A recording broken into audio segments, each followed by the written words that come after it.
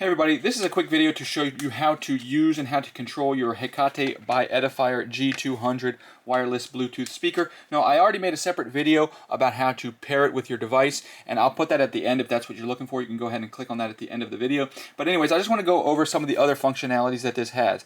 So this speaker has only one button on it, which is the power button right here. So this power button isn't really a power button, it's like a multifunction button because it does different things. So, but besides turning it off and turning it on and putting it in pairing mode, which you've already seen, which is basically you holding for 3 seconds to turn it on, holding for 5 seconds to turn it off. So we can also, when it's on and the music is playing, we can pause our music with a single tap of the power button, and we can turn it connected.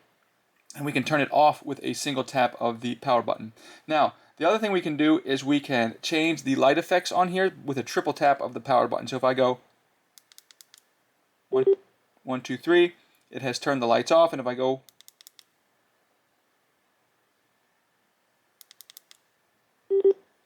1, 2, 3, and it'll turn the lights back on. So a triple tap of that. You can also put it in game mode or in music mode by just a double tap.